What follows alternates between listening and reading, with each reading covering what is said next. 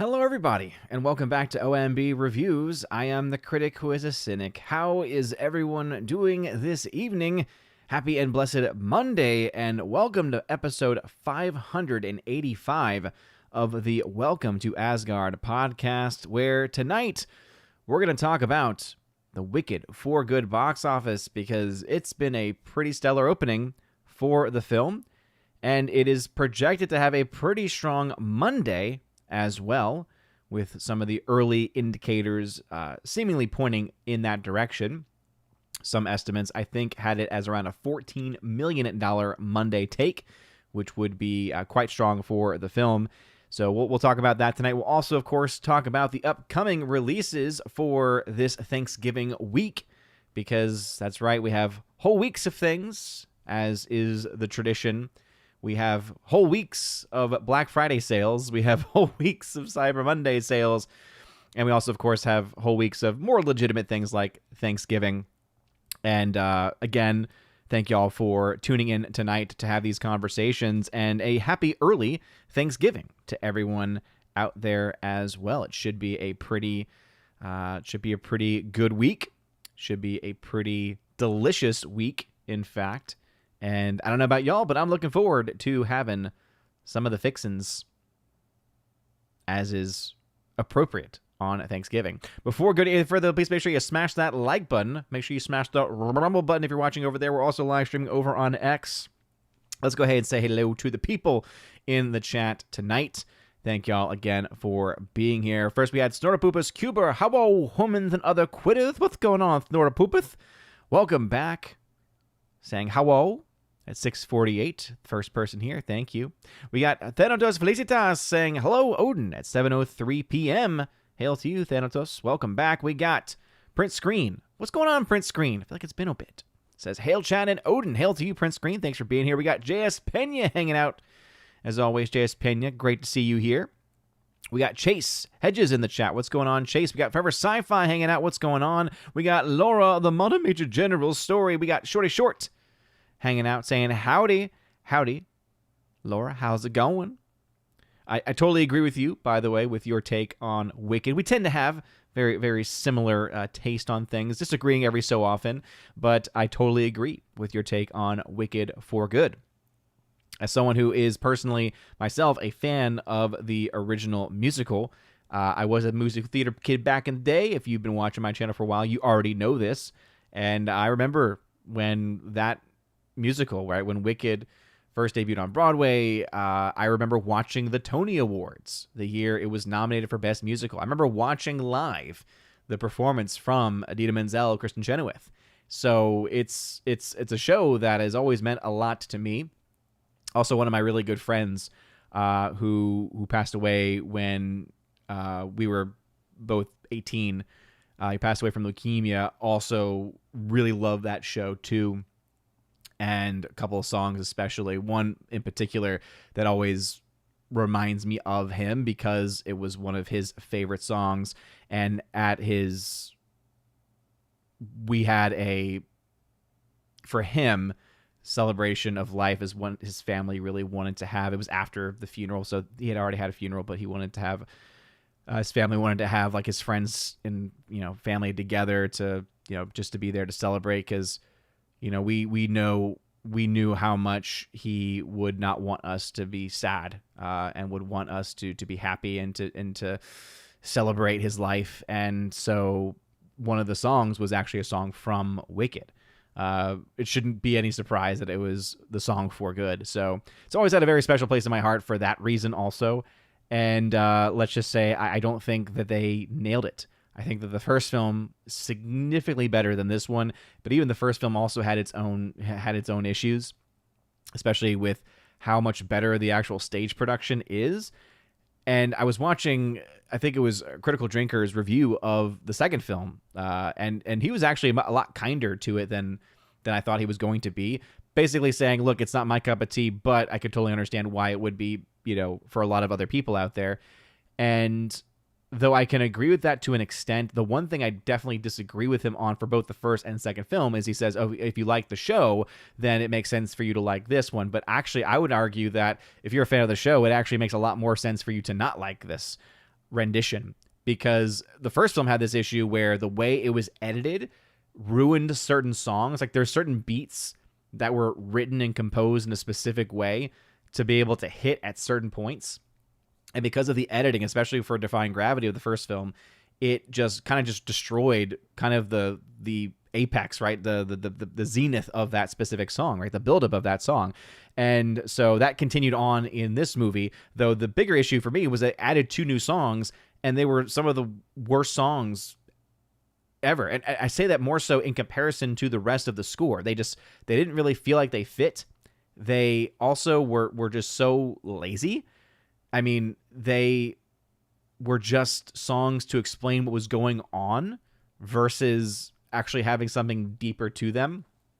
And it was really sad to see those in there because it just felt forced. And when you have a film that's already 2 hours and 15 minutes is this one, and then the first film, which was 2.5 hours, I'm sorry, you don't need over 4 hours of movie to tell that story. The stage production showed you that, guess what? You could do it in a cool 2 hour, 30 minutes with a 15-minute intermission. You can actually do that and do it quite effectively. So I think it was very ineffective for that reason, in addition to so many others. And look, there's no doubt that when it comes to the talent level of both Cynthia Erivo and Ariana Grande, they have talent. And anyone who says that they don't, I'm sorry, but they're not looking at this. they're not looking at this even-headedly. They're probably speaking more out of emotion and pure hatred out of anything else. But we can admit, right, when they have the talent, that doesn't mean that the talent is being used effectively. That does not mean that the talent is being used well.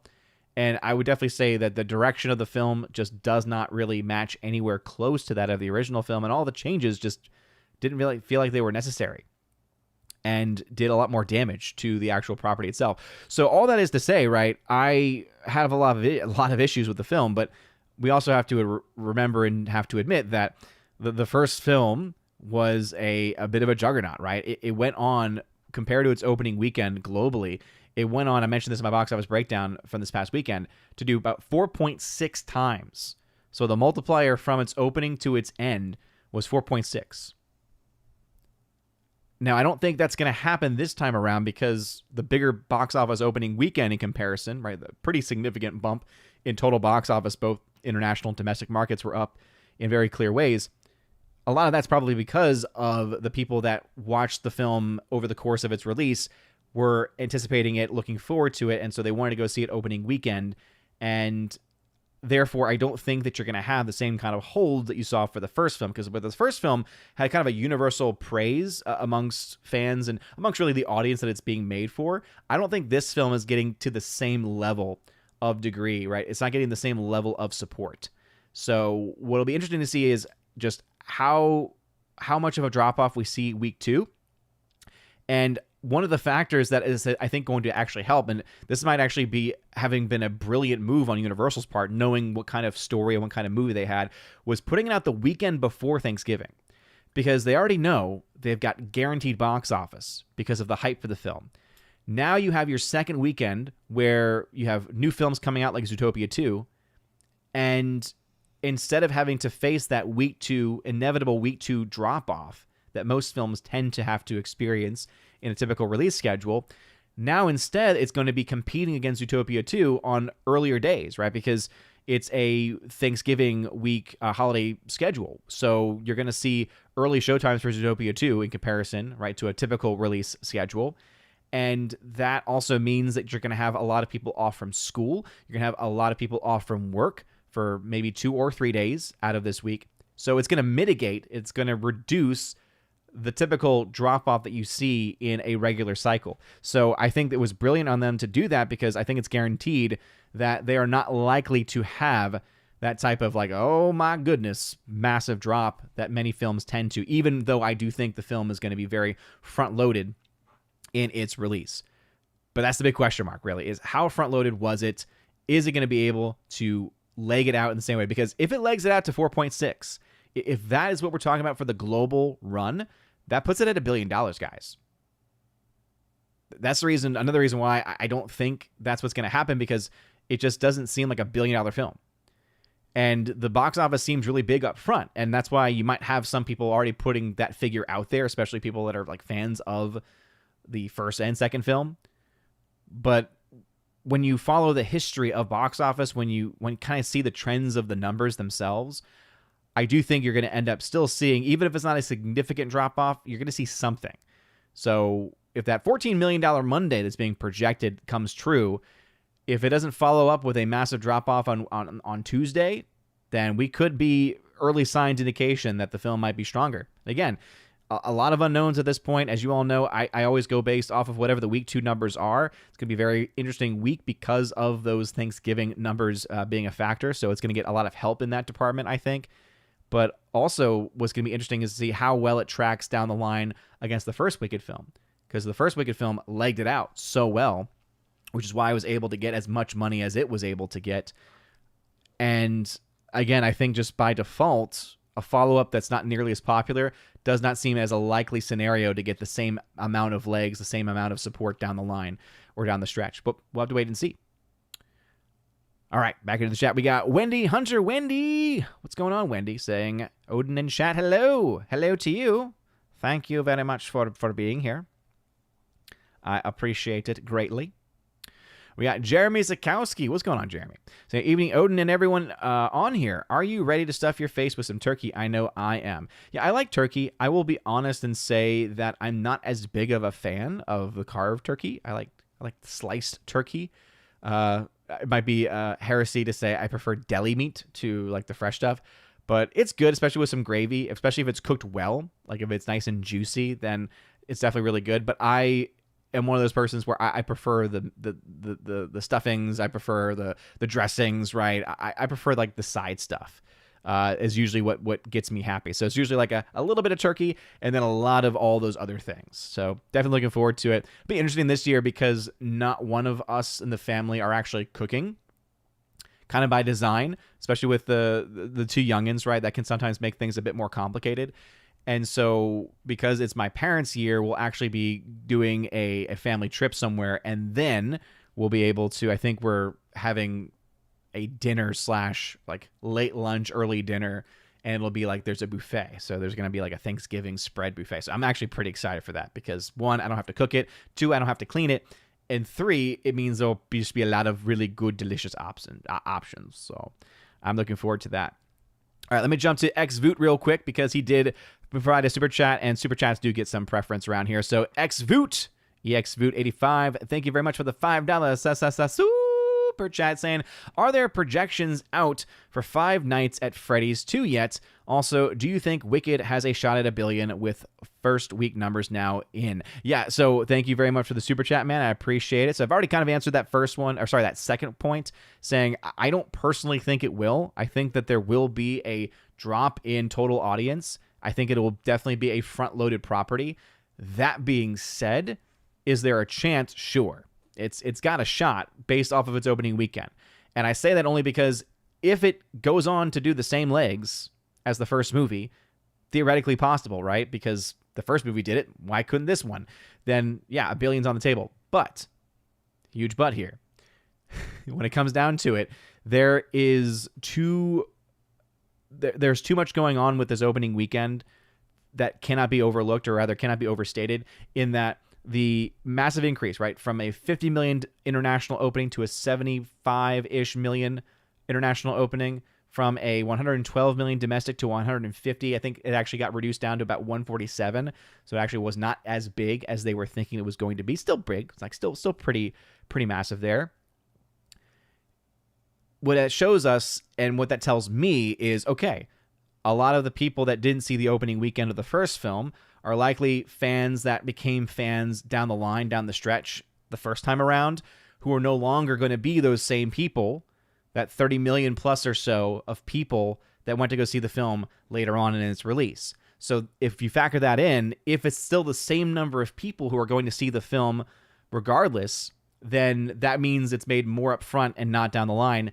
And so that drop off could be more massive. But if it's able to still lay out enough, then the same number of people see it, then you get a similar 400 plus million domestic box office.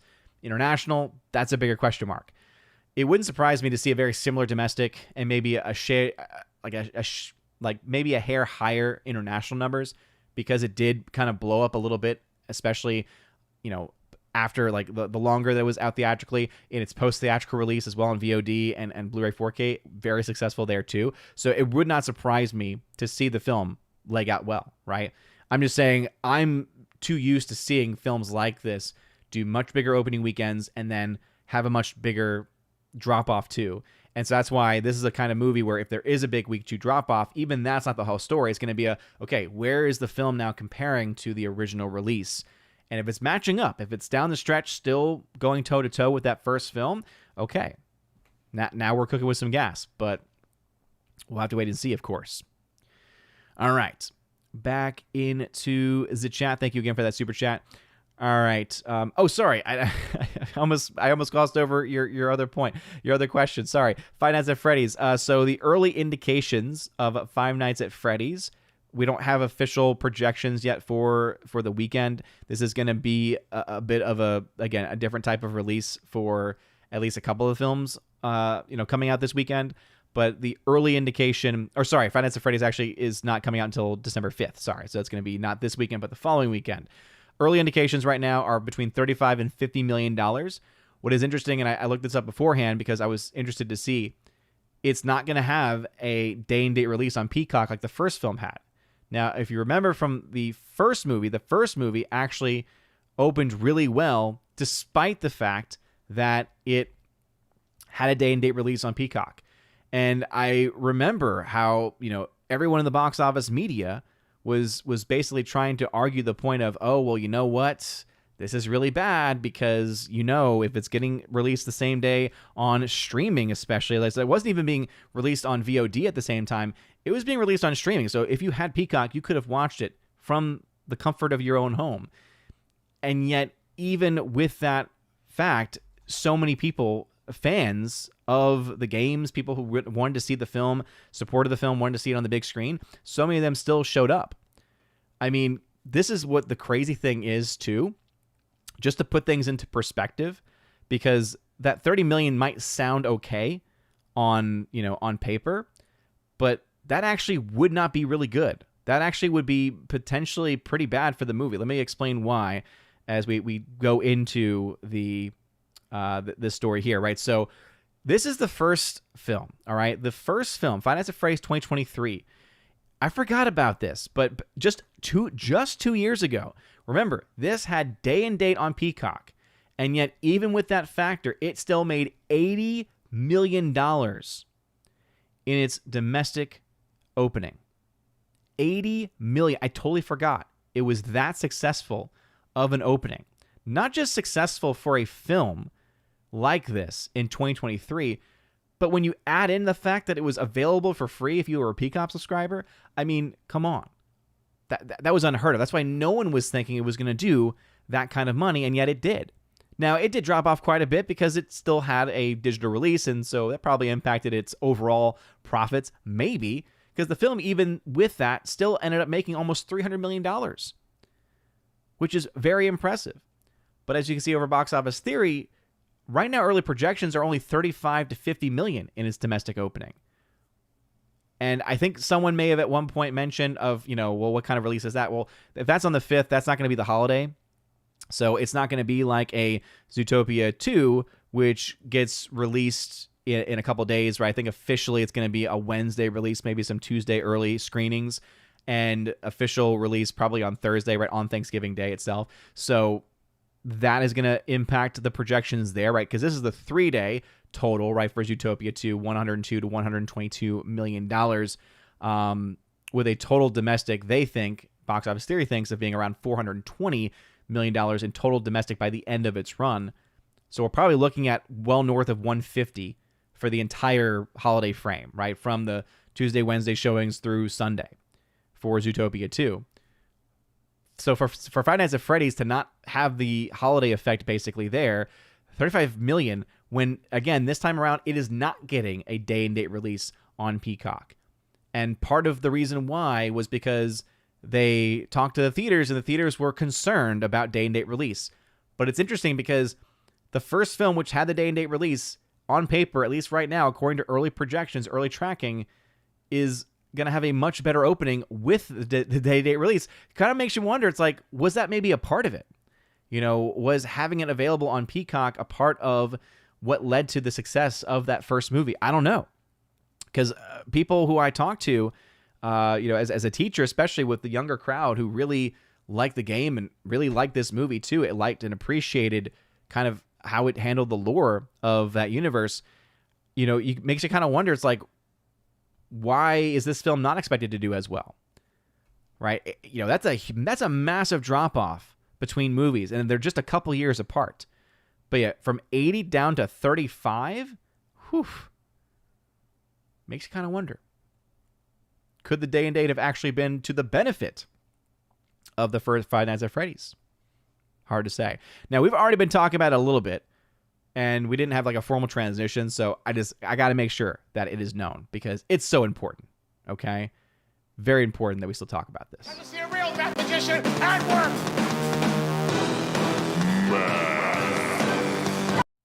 That's right. I know that all of y'all come here for the math and to see a real mathematician at work. We'll get back into the comments now. Just make sure that we actually got that taken care of before we let the stream slip away from us too much.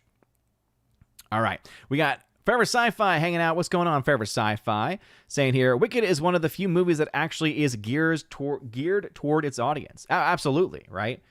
And I think that it's important to remember that the audience is not just the alphabet community, okay? It's moms and daughters. That's what led to the massive success of the first film. It's what led to the massive success of films like Barbie. That one even more so about adult women hanging out together. But there was also an element of the mother-daughter stuff, even though I don't think any daughter should have ever been brought to that movie. It was clearly not made for a younger audience, and yet it was marketed that way in a certain light. It's Barbie still. But that's what this, you know, Wicked for Good clearly is also capturing that market. So I'm going to be very interested to see this coming weekend because there's a couple of sites that track demographics. So it's like movieco.io or something like that. Movio. I think it's Movio. And Movio does the demographic breakdown, and it's going to probably be about 60-40 split. And people might say, oh, that sounds pretty high for a male audience. Keep in mind, the vast majority of any films that are released are always male heavy. It's almost always 60 or 70% to 30 or 40%, right? For female to male audience for male to female audience for most films. So whenever there's any movie that has a split, it's always very bizarre. Like it's, again, not the norm, as it were. All right, because the norm, the default is always predominantly higher male audience.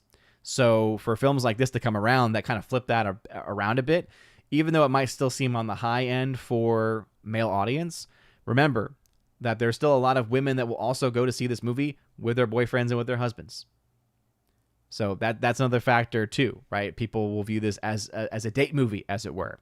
It's the film where it's like, okay, we'll go to see this if you then come with me to go see this, you know, action film, right? Sometimes those types of deals can be made.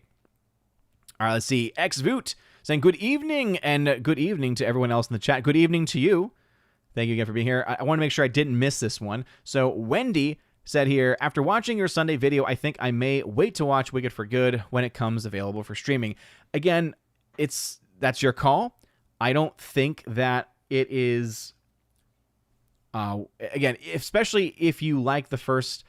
And I think, Wendy, didn't you say that you have not seen the show and so you don't know much about it? Like were you trying, I feel like you may have been the one that was trying to avoid spoilers on the film, in which case I would say good luck because it has been out. The show itself has been out since 2003. And obviously people will talk about what happens in the movie. And a lot of people's criticisms for this one are basic plot elements from the musical. But yeah, I mean, I really just don't think it is. I don't think it's worth seeing in theaters. That's just me though. Mikey Dreamer, what's going on, brother? Time to say, hey Odin, over the weekend read an article over on IndieWire titled "What Even Is a Box Office Flop Anymore?" It was an interesting read, worth checking out. Good to hear. When I think about something like IndieWire, I don't have a lot of confidence that it's going to get the things that it needs to get right. It sounds kind of like an article that's going to try to run cover for box office media. It's going to try to run cover for mainstream box office shills. It's going to try to run cover for studios. It's going to say, well, yeah, technically it's a flop, but hey, VOD sales, etc. It's like, look, yes, we have to always take those things into account, but that never justifies the fact that your film didn't make its money back theatrically. Anyway, I saw XVoot had sent another super chat, so let's go ahead and jump ahead to that one. So XVoot, thank you very much for another $5 super chat, saying, what company do you predict will end up buying Warner Bros? Warner Bros. To be perfectly honest, it would not surprise me if none of them bought it.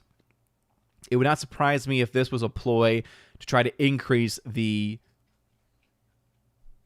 value of the stocks, because that's what this really has done. It's led to an increase in stock value, because now that it's been said that it is on the chopping block, that it is on the seller's market, that now all of a sudden it has more value than it might actually have. So I would not, honestly, most likely scenario, it wouldn't surprise me if nobody actually walked away owning it. It's just my guess at this point. Thank you very much for that super chat, though. I do appreciate it. All right, let's get back into the chat. Back to the normal peeps. Let's see. I may have skipped some. No, I did. Good. All right, Kincaid and Rumchka over on Green Machine saying, happy Thanksgiving to you and yours. Hey, to you as well. We got Mr. Roy, who is a member, saying, hello. What's going on, Mr. Roy? Welcome back. Short saying, favorite Thanksgiving dish? Mine has to be pumpkin pie. Ooh, yes. Pumpkin pie with some whipped cream and maybe a little bit of ice cream. Oh, sounds delicious. My favorite dessert probably is, pumpkin pie's up there for sure. As far as non-dessert dishes, man, mac and cheese is always a solid option.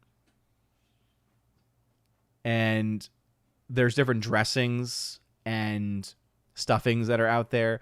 There was one that I've always really liked. The last few times, though, when my mom would try to bring it in from New Orleans, it wouldn't keep well, unfortunately. But it was a oyster dressing. And so I don't even know exactly everything that was in it. I just remember that it's just very delicious. Sweet potatoes, sweet potato casserole is also really, really good with some brown sugar. Oh, yeah, that's probably where I am with those. Fletcher Williams, welcome back. We got Magnus Magnuson. What's going on, Magnus? Welcome back. Ken Kareen is back. What's going on? Welcome. Keely Chow hanging out. What's going on, Keely Chow? We got Justin C hanging out as well, saying, hail, looking forward to the Wicked 2 versus Zootopia 2 box office showdown this holiday weekend. It really won't be much of a showdown, though, okay? As I said, I think that Wicked is not going to drop off as much, but it's still in its second weekend, okay? Zootopia 2 is going to be having its opening weekend, so that's going to be a factor for its success. 1 second. Hey, stop. Sorry, my dog is licking herself. And it's like, you're gonna cause irritation. It's gonna be bad. It's okay. It's okay. Anyway, so for one, it's not gonna be very much competition because Zootopia 2 is in its first weekend versus the Wicked second weekend. And then also remember that Zootopia 2 is going to have a very different demographic, because whereas Wicked is going to more so appeal to female-heavy audience and, older teen to young adult women especially, Zootopia is going to be trying to go after moms and kids, right? Families, moms, and kids. So there's that extra factor, right, of, it's the new kids movie that's out there. And that's why Zootopia is going to easily walk away with the number one spot on most, if not every single day of the Thanksgiving holiday frame. Even if it was a generic, decent release, it's kind of that standard that happens when it comes to most of the animated fare that gets released out there, especially from massive companies like Disney. And look, Disney's been in a lot of hot water recently, right, because of really bad financial decisions, especially when it comes to the movies that they're making and how much they're spending. And they're about $1 billion in the hole right now for the entire year as far as their total like net losses. Net losses, they're at about $1 billion, minus $1 billion. They're not going to make that back from this movie. Again, Zootopia 2 is probably going to do pretty well, but it's not going to make up $1 billion. And then even Avatar 2 or Avatar 3 is going to likely be the biggest box office of 2025, counting it like throughout the entirety of its release, right, as a 2025 release specifically. So I think that is going to very likely be the biggest film. But even then, because its budget is going to be high, its marketing is going to be high because it's Avatar and it's Disney, which overspends on everything, you're going to have to make a lot to make your money back. And it's going to do that. It's going to make $1 billion easily. The question, though, is what the raw net profits are going to be. And I don't think it's going to be anywhere close to the $1 billion that they need to make it up. Alrighty then, let's see. Killy Chow saying, how are you, Thor, Freya, Baby Sif, doing the weekend? Weekend was good. Thanks for being here. Paul Casilio, what's going on, Paul? Time to say, I thought the first movie was one of the best musicals in quite some time. I thought For Good was a number of talented people just trying to get to the finish line, if that makes sense. 7 out of 10. It's very generous, I think, with the score. And yeah, again, I understand why a lot of people would have enjoyed the first film. My issue is more so that they do too much. You don't need to do as much as they do. You don't have to rely on your CGI and your visual effects just to adapt the story.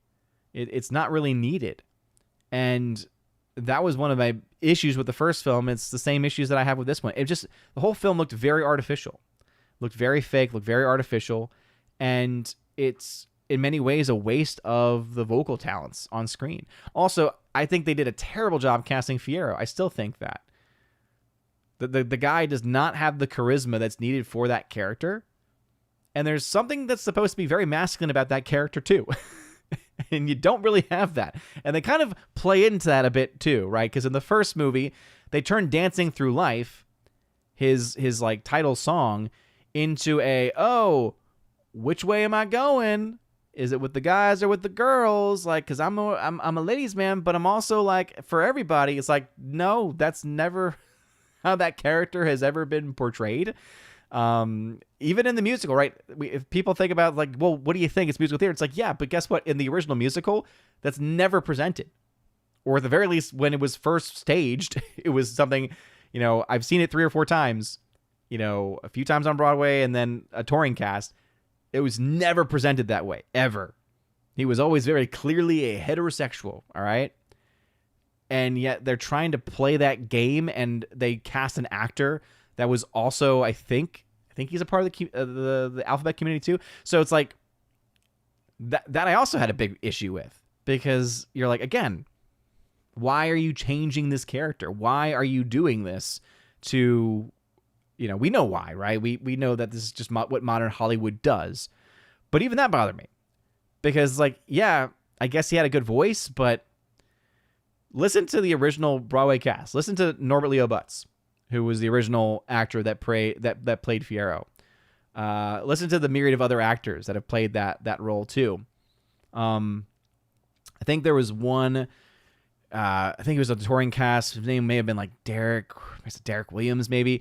It's been so long. Like there used to be a time when it's like I knew almost everything about like all the different alphabets, all the different like, because again, I was a musical theater nerd, so that was kind of where I was with that. And yeah, that's why it's like my issues are coming more so from being such a fan of the original musical and the movie just not matching up in almost any way. Like other than the vocal talents of Ariana Grande and Cynthia Erivo, more so Cynthia Erivo than Ariana Grande, because Ariana Grande is great, but honestly, her voice would be better suited for a character like Elphaba. I mean, she can do it. Like she has the ability that Ariana Grande has for vocal mimicry is amazing. There's so many videos of her online where she's doing like late night, like Jimmy Fallon show and others, where they make her do different vocal styles, and she can do almost every single one almost flawlessly. So she can mimic very well, and that's why in her presentation of the character of Glinda, where she's trying to be a Kristen Chenoweth-like personality, she does that very well, but it's also therefore mimicry and not a natural voice. So again, I think her comfort zone would be more so in line with how the character of Elphaba sings. So, and I'm probably getting a lot more detail. You're like, why are we talking so much? But again, as I mentioned before, I did theater for over 20 years of my life. So it was a huge part of, my growing up. So, and again, as I mentioned, right, there's also an emotional attachment to that show for personal reasons that, are going to kind of keep that show with me. All right, Lukezilla says, hello, what's going on, Lukezilla? Welcome back. Prince Screen tagged to say, Wicked seems to reflect the main theme of a lot of 2020's decade box office-wise. Months of drought and an occasional hit every couple of months keep things getting too gloomy. Yeah, as I said, it's breathing life back into the box office. I think I titled it as like it revives. Sorry, I got something stuck in my teeth. That it like revived the box office, right? Because the box office is still dead. It's for the year still very low in comparison to previous years. We're still nowhere close to getting to pre-pandemic levels, and we're not going to based off of the things that we're seeing here. But yeah, theaters cannot be sustained with 1 month or 2 months of success. You can't account for 9 to 10 months of flops. And I guess, summertime you get a little bit of a reprieve as well, but you can't have like January and February total disasters, March mediocre at best, April May, all right, now we're getting somewhere. June, July, all right, we're off to the races somewhat, but even on off weekends, the smaller mid-budget films are still not making their money back. And then once you hit August, you die. It's like you go August, September, October, and then it's not until November, like the week of Thanksgiving, that you actually get a little bit of life. It's unsustainable. It cannot be sustained long term. Lukezilla saying, did you hear that apparently Zootopia 2 is looking to open with 200 plus million in China alone? What do you think this means for upcoming releases like Avatar 3 there as well? Yeah, I mean, I have seen this, so I did want to actually bring that up because it was something like I was looking before the show into what was, going on for the weekend. And yeah, it's kind of bizarre to me because it doesn't make any sense, and it honestly it makes me that much more confident that China is manipulating these numbers.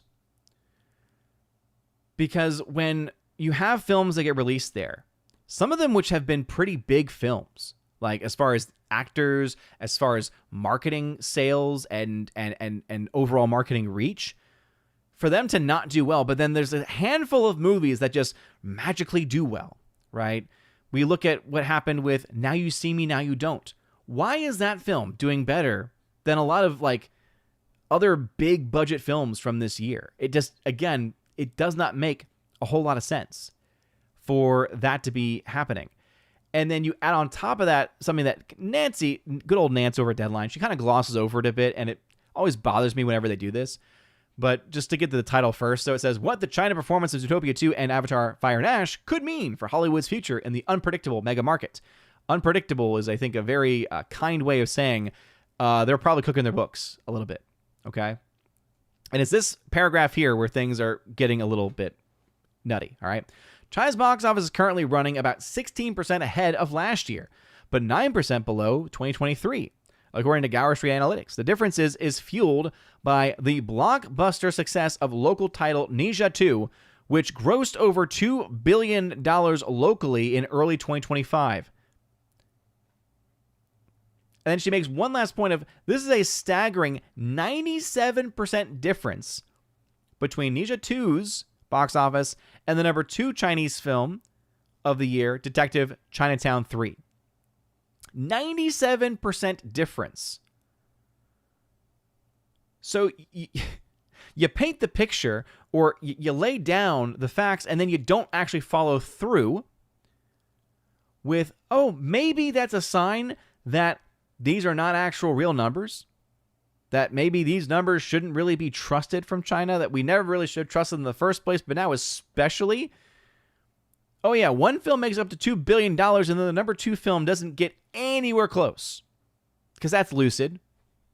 Even in America, the most successful films of the year are still within ballpark of the other successful films of the year. There's never that much discrepancy between them. And then you look to see what films actually are doing well there, and it makes also very little sense.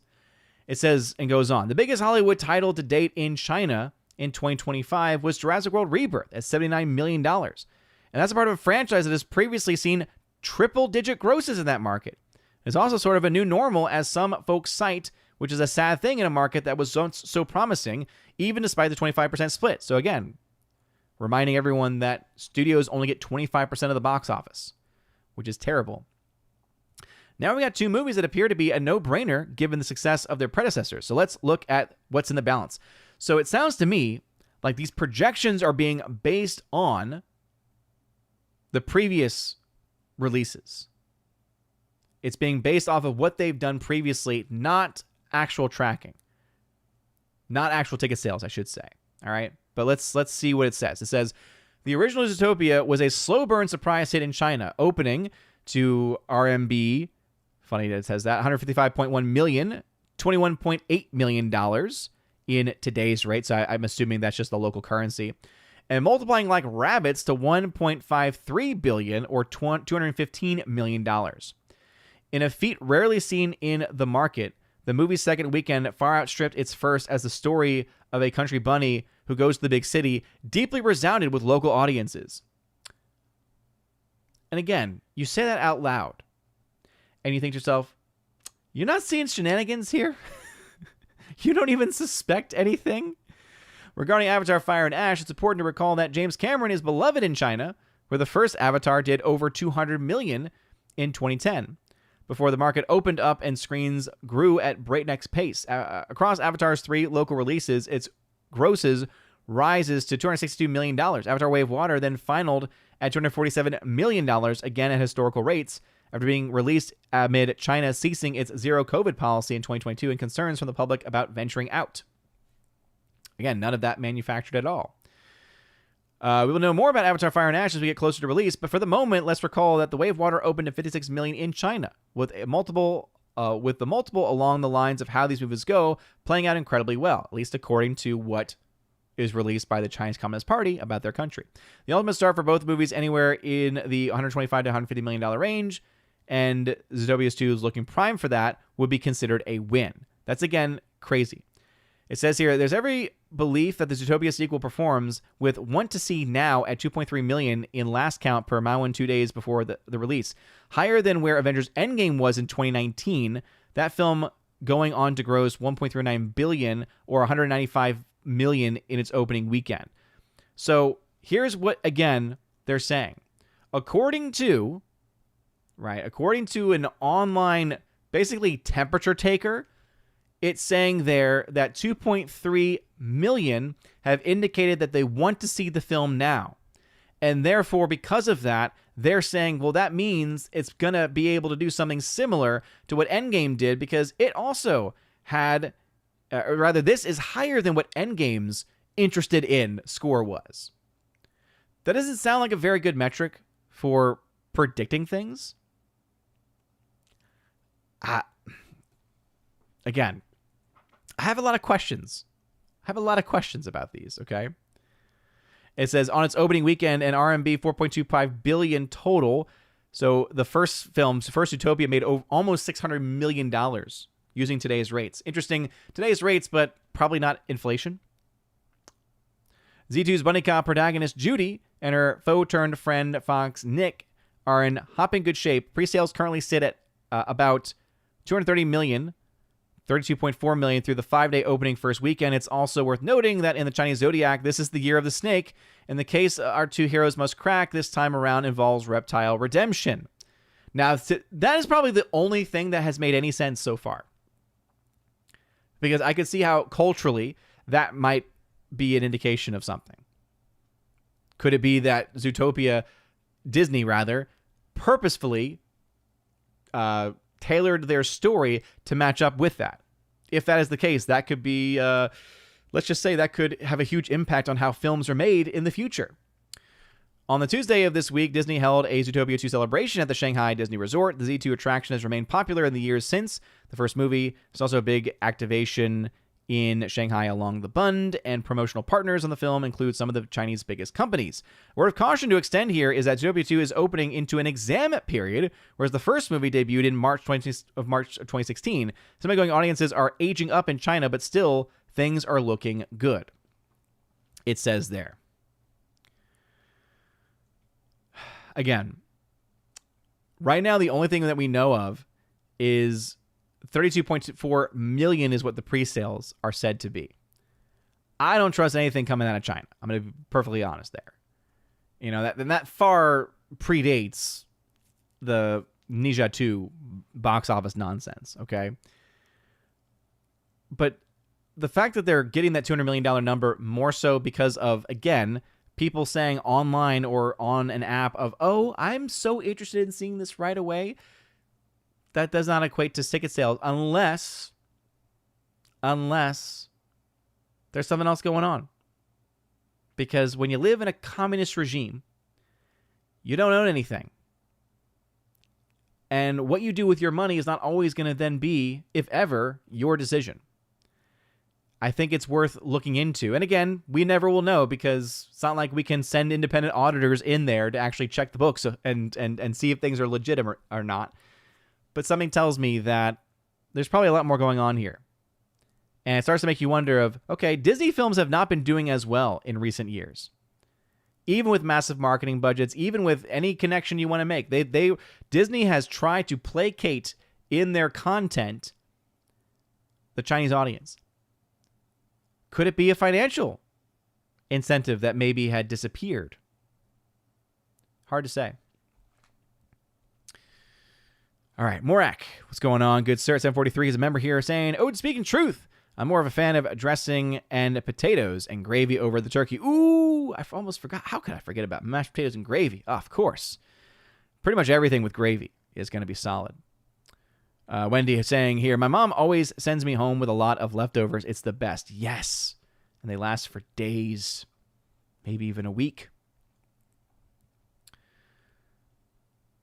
All right, let's see. Print Screen, it says, seems like a bad year for Blumhouse sequels between Five Nights at Freddy's 2 and Megan 2.0. Yeah, I mean, if these numbers hold, that's a terrible follow-up. And again, it makes you kind of wonder, it's like, how in the world did the first film with a day-and-date release get 80 million versus a projected 30 to 35?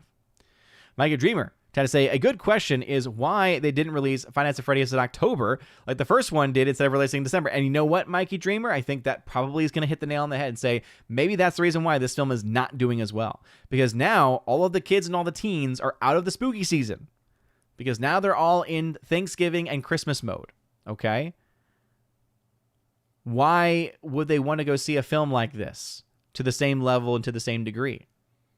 Because they are absolutely kids, teenagers, that audience that they were trying to go for. They are built to, and, you know, they are very much influenced by the seasons. They are a very swayable audience. All right. Sorry, I just realized Xboot had sent another super chat. So let me get to that. And then Paul Casilio's. Apologies. Anyway, at 8:01, Xboot gave another $2 super chat. Thank you very much. Saying here, Zoowicked, the next Barbenheimer. Probably not. Probably not. I don't think anything's going to ever be able to kind of capture that, because what was kind of crazy about the whole Barbenheimer thing is how much of a natural occurrence it was. You look back on it and you think to yourself, this had to have been forced. But if it had been forced, it wouldn't have worked. So it's kind of amazing that that kind of came out of nowhere in that way.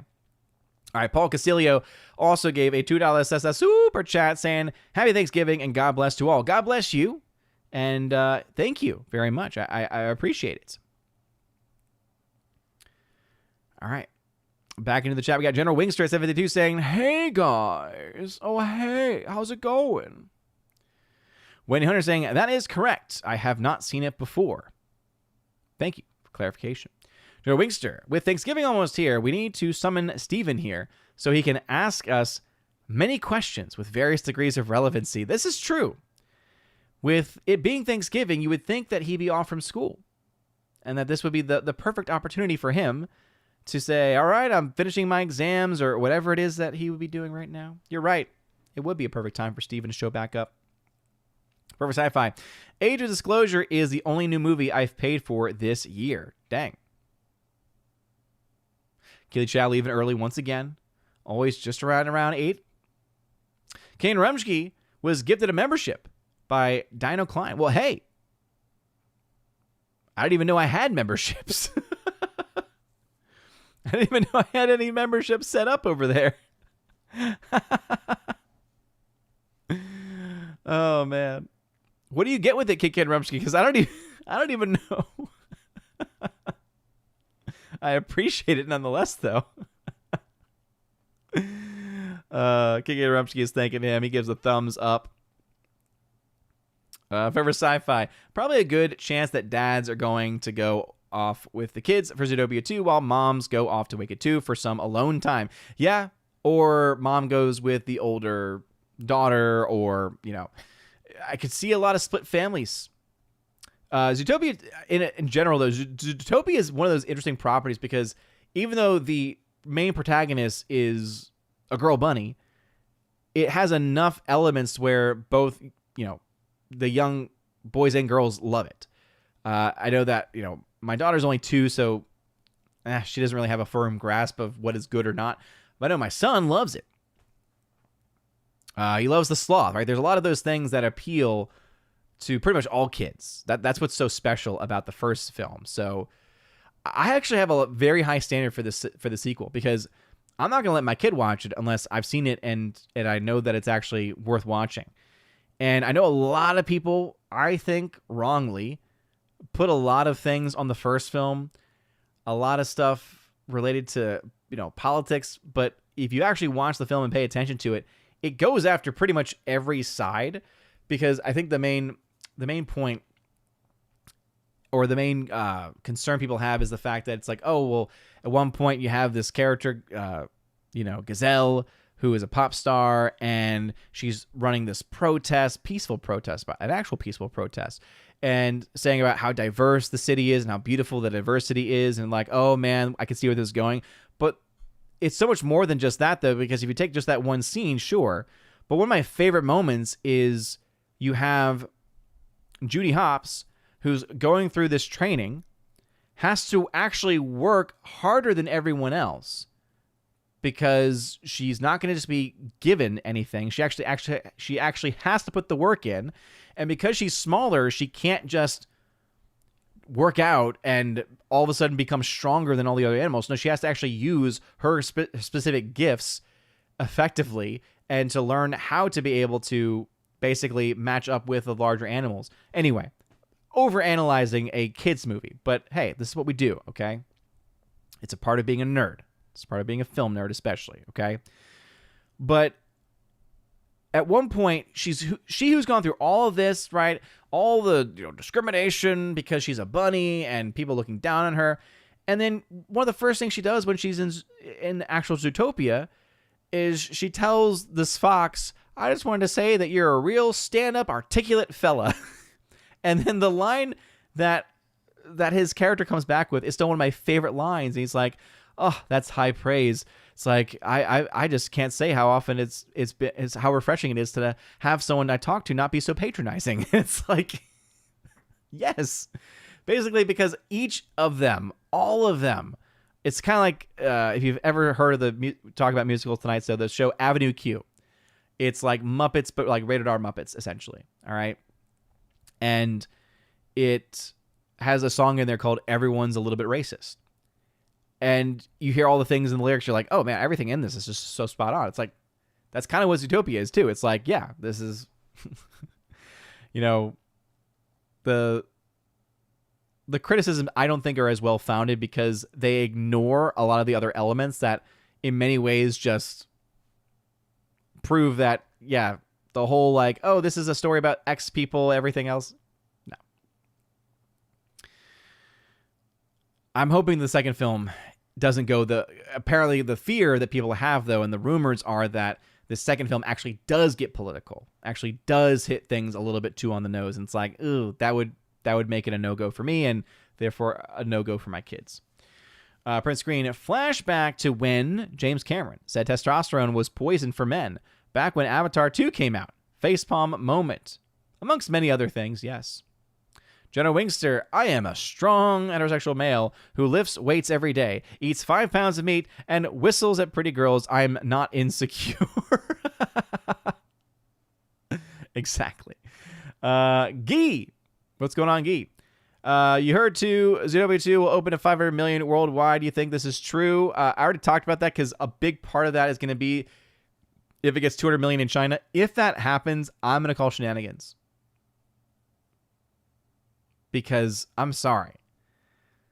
The fact that nothing in China this year from American movies has gotten anywhere close to that, and you could just go back to the last several years, in fact, let me see. Biggest China box office from American movies over the last 5 years. Let's see if it actually gives me something. Gives me something that I can actually work with. So let's see. In 2019, 9 Hollywood films grossed over 100 million in China. But in the last 5 years, only 8 American films have surpassed that threshold, and only 1 exceeded $200 million. The highest grossing American film in China during this period is Avengers Endgame in 2019, which earned $4.25 billion. Wait a minute. This is why AI is silly. However, recently, because that's probably actually going by the yen.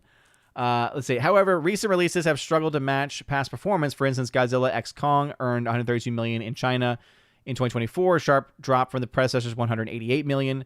Fast 10 grossed $139 million in 2023, down from the $219 of F9. The trend reflects a broader shift as Chinese-made films have increasingly dominated the market, with 24 of the top 25 highest-grossing movies in China over the last 5 years being domestic productions. The decline has been exacerbated by China's decision in April to reduce the number of American films imported, citing retaliatory measures against U.S. tariffs, of course. As a result, American films now face greater challenges in securing strong box office returns in China, with no 2025 releases having yet reached $100 million in the market. So all that is to say and to point out, right? The biggest film for, let me see. So according to Box Office Mojo, Godzilla x Kong made about $132 million in total back in 2024. Alien Romulus actually made $110 million. That was one of the reasons why the box office was a lot bigger, but because of how much it made in China, it lost a lot more money because of that. Deadpool Wolverine, $59 million. Despicable Me 4, $58 million. Kung Fu Panda 4, $51 million. Dune Part 2, $49 million. It's very hard for me, unless there's shenanigans going on, to honestly believe it to make $200 million in China alone. I'm not saying that that's not what they're going to report, by the way. That's probably going to be what the report is. It would not surprise me to see that. But just because it's being reported doesn't necessarily mean that it's actually true. Just saying. All right. Xvoot, another $10. Wow. Thank you for being so generous. Most consistent super chatter. Always appreciate you, man. It really does mean a lot. But he has come in once again with a $10 super chat saying, is it math time? Yeah. I played the math time video, man. Come on. Let's see. How much do you think Wicked 2 will make in profit? I know we don't have week 2 in yet, but let's make a prediction. My guess is $240 million. What's yours? So for profit, that's a little bit harder, right? Because I typically go based off of my charting, which my charting is based off of 2 weeks of data. But let's see. It's at $226-ish million in its global opening. I think it's a little bit less with the actual numbers coming in. Seems to be tracking pretty well domestically, internationally. Hard to say. So if the film is able to at least get to, let's say, $350 million by the end of its second weekend of release, that would Let me make this easier on myself. It used to autofill in. It doesn't do that anymore. So if it only gets to $350 million globally by the end of this weekend, that'll mean that its total gross, if it's following historical standards, will be between $500 and $700 million. If that actually is the case. And if that were to happen, based off of a $150 million budget and your typical marketing spend, that would be between $75 and $195 million in net profit. Now, that's, again, that's based off of a 2.5 multiplier being your break even. So you got to take into account that 0.5 extra. So probably more so between $25 and $150 million in total profit. That's if it only gets to $350 million. If it gets more than that, then obviously that changes the game quite a bit. So my early guess would be, I think it's going to be over $50 million net profit. Probably I could see over $100 million too. And mostly because the last movie was still able to make about $70+ million in net profit, even after having a very, very high marketing budget. This film does not have as high of a marketing budget because it wasn't needed as much. And so I do think that you're going to end up seeing that factor come into place. All right, let's head back into the chats. Let's see. Wendy saying here, Ariana Grande did try out for both parts, but wanted to be Glinda. Yeah, I think that she wanted to go, I don't know if it was against type or... No, actually, it's because I think she had always been probably told her voice and her vocal style was more suited to Elphaba, but her personality is more towards Glinda. So at least it would be my guess. Caveat Ties, what's going on? King and Rumsky, wait, someone works at Deadline other than Tony? Yeah, I know. Tony covers the domestic, and then good old Nance, she covers everything else. She covers international, I should say. Jonah Wingster saying, RMB bought out all the seats in China. That has to be what it means. Banjo Sandwich, hello and happy Thanksgiving time. Yes, indeed. Thank you, Banjo Sandwich. Appreciate it. Jonah Wingster had to say, unrelated note, the Xbox 360 turned 20 today. So many good memories. Dang, dude. Awesome. Speaking of games, I just started playing Arc Raiders yesterday. Has it been 2 or 3 days? I don't know.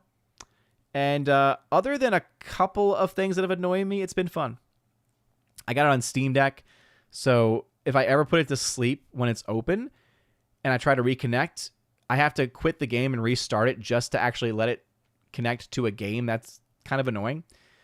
And where luckily most of the people that I've played with, or at least that I've run into, have been, stand-up, raiders, just there to collect stuff, not there to cause any trouble.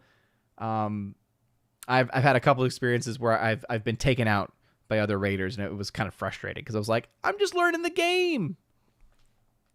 I felt bad because the first time I was like, I guess, do I have to be in a group? And so I turned the setting on where it basically waits for you to be in a lobby or with 2 other people or something like that.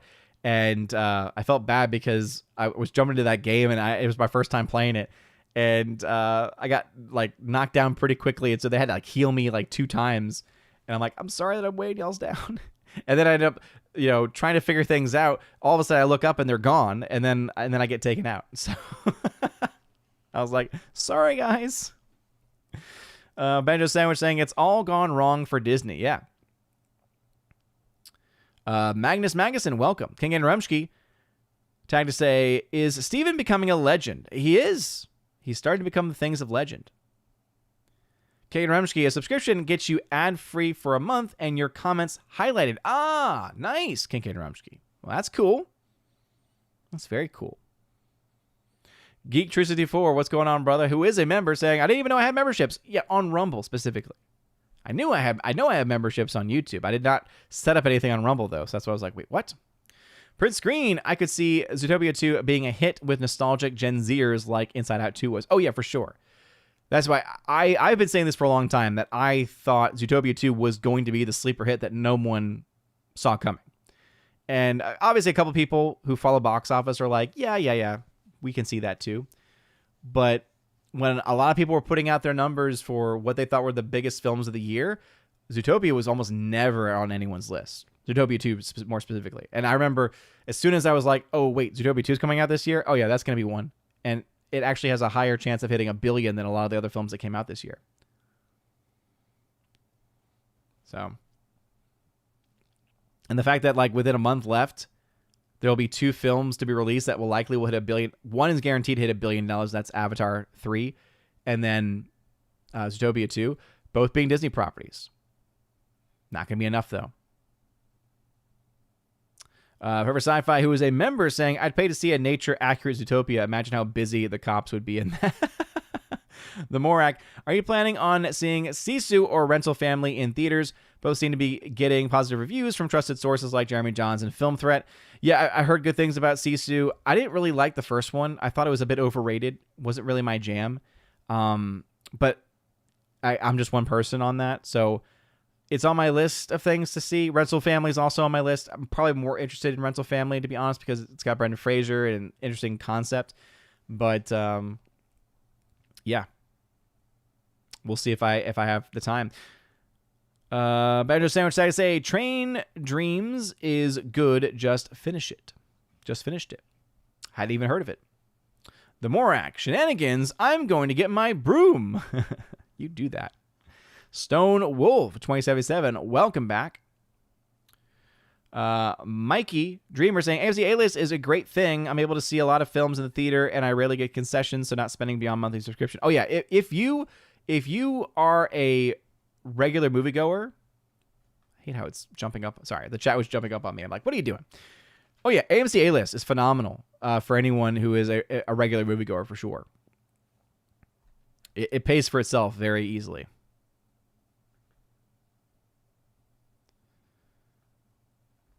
Stand-up Raider, that's an oxymoron. I'm just saying. Most of the people have actually been pretty nice. And it's funny because like one of the voices that you can have if you don't have your microphone on is it just says, don't shoot, don't shoot. And I remember one of the ones that was actually really nice, it was one where I had gotten injured and then just some random person I ran into was like asking like, do you need help? Do you need help? And then just healed me. And I'm like, oh, thank you. This is great. This is so nice of you to do this. Shorty Short saying, I thought Grande was perfect for Galinda. Yeah. Her personality was fantastic. And again, because of her ability to mimic voices, I think that the voice was also very good too. Let's see. Gage64 saying, are you interested in seeing Stranger Things out Wednesday? Haven't heard many talking about it, so also have a good Thanksgiving. Yeah, I think a big reason is because it's taken them too long. There's been way too much time between seasons. And so it's made a lot of the interest in the show, I think, kind of diminish. Once it's released, I mean, you're going to hear people talk about it. It's on my list for sure. It's one, though, where I'm not going to be able to watch it on my own and watch it right away because it's one that my wife likes to watch, and it's one where if I try to watch it by myself, that, you know, my wife would probably get very angry with me. So happy wife is a happy life. But yeah, it's on my list of things to watch. King Ed Remsky, watch Midnight's Edge today. They said only 3 male actors are a draw no matter what movie they're in. Tom Cruise, Chris Pratt. Can you name the third? Well, I would actually say that's not true. They're not a draw. I reject the premise. I reject your premise, King and Rumsky, and I reject their premise because it's not because, no, it absolutely does matter which movies that they are in. Absolutely does. And the example I always give for Tom Cruise is that's why he was in a little film called, was it The Mummy? Where it was attempted to be like the Dark Universe, and it was a flop. And I think the only counter argument would be, well, because of the budget. Yeah, but it was also not nearly as big as they thought it was going to be. And you can again say it was only as big as it was because of Tom Cruise being in the film, but there's other films that Tom Cruise, again, look at the Mission Impossible movies. Those are films that should have been way bigger. And they were not. And they lost a lot of money. So, no, I would very much disagree with the premise. Mikey Dreamer. I saw Rental Family and Sentimental Value in the theater this past weekend. Both are really good and give lots to think about afterwards. Nice. Yeah, my biggest issue with theaters today is, and again, I love the AMC A-list, but in my market, the market that I'm in, showtimes are terrible. The earliest showtime is like noon. And for someone like me, where even if I'm off for the day, I can't go and just go see 2 or 3 movies in a row with that type of a schedule.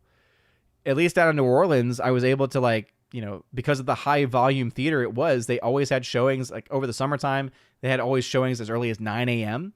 I wish. I think over the summer, the earliest showtime ends up being like 11. And then if there's a massive release, maybe as early as 10. Whereas that's like the standard for the theater I worked at and I would go to all the time back in New Orleans. We would always have early releases. So that's the tough thing. Is it's hard to even see the stuff. X-Voot! Dude, it's been on a roll, man. You're single-handedly funding my channel. I really do appreciate it, dude. So X-Voot85 for another $20 super chat saying, thank you for your content. Happy Thanksgiving to you and your family. Have you seen Gun Shy with Liam Neeson and Sandra Bullock? If so, what did you think? If not, do me a favor and watch it and let me know what you think. I mean, I will do what I can. I will write it down. That's all I can promise. I will write it down. There's a lot of things on, not just that list, but there's a lot of things on the list for me to watch that I have not seen yet. But thank you very much, man. I really do appreciate all your donations tonight and for the last several streams. It always does mean a lot. All right, we'll start to wrap things up. So let's get through some more comments. Short saying, I'm looking forward to the Stranger Things final season. Me too. Again, even though it's been on the, you know, it's I feel like it has suffered from being a bit long in the tooth. The bigger issue has always been just how much time exists between the seasons, to be honest. So I'm hoping it's good. I'm hoping that it's good. Also, the de-aging has never looked good. The de-aging for all the seasons where they've done de-aging have looked terrible. And the trailer where they show a young, what's his name, Will? Again, it's so long since the last season, I'm forgetting their character names. But Will, oh man, oh goodness, it looks terrible. Doesn't look anything like it.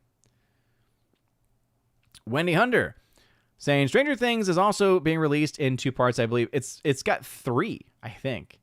So it's getting 1 section released this week, another section released in like December, and then the last one's released in January or something to that effect. They're going to stretch that out for as long as possible. Prince Green, in my opinion, Timothée Chalamet can be a draw with the young crowd. The girls love him and the guys want to be him. Not nearly as much as you would think. Hardwick, do you hear they recently confirmed that a 4th Brendan Fraser Mummy movie has been greenlit? Yes, I have. With Rachel Weisz returning. It's being made by the director who made Ready or Not. Ready or Not was fun. It's one of those things where it's like I'm happy and also not, because awesome that he's getting to make a 4th movie. And again, if Brendan Fraser's happy, I think most other people that like him tend to also be happy because people want to see him succeed. But at the same time, it's also something where it's like, I don't know if we in modern Hollywood want to see that right now. I'm just going to be honest. Short saying, any ideas who would make a good Fiyero in Wicked? As far as like modern actors, it would really... I'd have to be able to know whether they can sing, which is not always a guaranteed thing. I don't know if he would have the vocal strength for it. This is just the first name that comes to my head, but he might even be a little... Yeah, you know what? He might be a little too old for it now, too. But like Joseph Gordon-Levitt, because I know that he can sing. I would have to basically have a list of actors that I know who actually could sing, and then I could probably come up with a list. But that's like one that comes to mind. If you're not going to go Broadway, because for me, it's like I would rather them go with Broadway actors. And it's like go with, Norbert Leo Butt's too old for the role now, but there's a lot of other actors that have played that role that I think could have also done it well.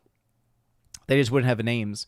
Not that the guy that did play Fiyero had a name in the first place, but... Banjo Sandwich, it's time to wrap things up. Christmas time. Yes, indeed. Yes, indeed. Banjo Sam Stranger Things, yay. Ready to review on Craigslist, no 50% for sure. You and your 50%, they drive me nuts. They drive me nuts. Wendy Hunter saying, thanks for the great stream. I hope you and everyone else have a happy Thanksgiving. Yeah, you as well, Wendy. And yeah, with that, I've caught up with the comments. I'm sure because of the delay, there'll be a bunch of last things coming in, and I'll have to address those. But I just want to thank everyone for being here tonight. Huge shout out to XVoot85 for all those super chats. Paul Casilio, thank you as well for adding into the super chat party tonight. It really does mean a lot. Helps to keep the lights on, as they always say, but it really does help to continue on with the channel. And it's always fun. I always really look forward to these streams. And a big part of that's y'all, right? It's y'all that make these streams what they are. And yeah, I'm not going to drag it out any more than that because I've gotten a little bit lucky here. Banjo sandwich, double ice cream. Yes, we do actually have some ice cream in the fridge, so I'm going to have to get that. Shorty Short saying, Timothy Chalamet can sing, but too feminine. Agreed. Yes, completely. He was great. Very underrated film, I think, in the Willy Wonka movie. He was actually really good. And the story was actually really good too. It was like one of those things where I was like, this is a pleasant film. It's like a pleasant origin story. I wasn't expecting it. And I thought he actually did a great job with that part. That was like that hit his vocal type. And because of the age of that character at that time, he fit that too. Right? Because of the youth. But yeah, totally agree. He can sing for sure. But yeah, it's probably a little bit too feminine for the part. Morak, thanks for the stream tonight. Happy Thanksgiving to you and your family, and a happy Thanksgiving to the chat. Absolutely, to you as well. Happy Thanksgiving to you, Laura, and to your family, and to everyone. Thank you all again for being here. I hope you all have a wonderful, blessed Thanksgiving. Hope it's filled with deliciousness. And also, we have Black Friday coming up, and as you all know, I'm a big physical media collector, and so there's a lot of really awesome sales right now. And obviously, I'm not saying this because it's not like I'm already in the process of, buying deals. But be careful. Let's not get so caught up and consumed. I'm saying this to myself as well. Saying it out loud. Hopefully it sticks with me too. But let's not allow for all of the different sales that exist to infringe upon our enjoyment of family time and to not distract us away from the things that are really important. And it's not the things and the stuff that we can get, as fun as those things can be for at least a short period of time. Family, so much more important. So I hope that you and yours have a wonderful Thanksgiving. And we will be back on Monday of next week.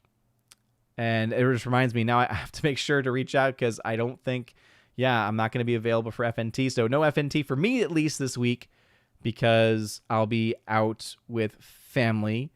We'll be on vacation, so probably won't be able to make that work. And that also means I'll probably be out on the Salty Saturday stream this week too. So I'll be back on Monday. So I'll see you all then. Thank you all for watching. This has been a ton of fun.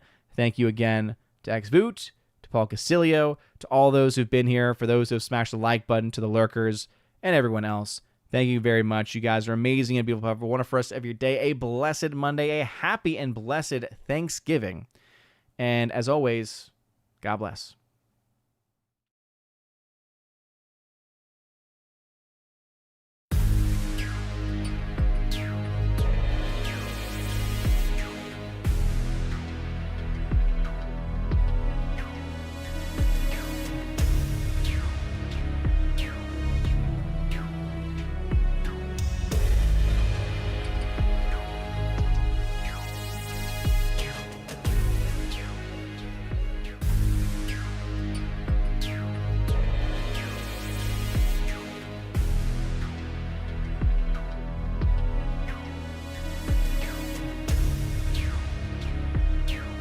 And now let me give a shout out to all of my Chosen of Valhalla members, starting off first with my Patreon members, Father Luca Illick, Hail to you, Father. And also to Miss Martin Muses. Check out her YouTube channel by the same name, Miss Martin Muses. She is very lovely, great, awesome Catholic faith-based content over there. You'll also find over on Subscribestar my member Matt317. He is on Twitch with the same channel name, Matt317. Shout out to you, good sir. And also to a longtime member here, Mr. Roy, my Chosen of Valhalla member here on YouTube. Mr. Roy, thank you for always hanging out and for always being a part of this channel. It does mean a lot, as well as it does for all of my Chosen of Valhalla members. And if you want your name shouted out at the end of every live stream or video, or if you want it listed in that list that was playing just before, just now, check out the top link in the video description below. You'll find out how to get those types of shout outs at the end of every live stream and video. Not to mention, you get access to bonus video content and also access to a Discord server where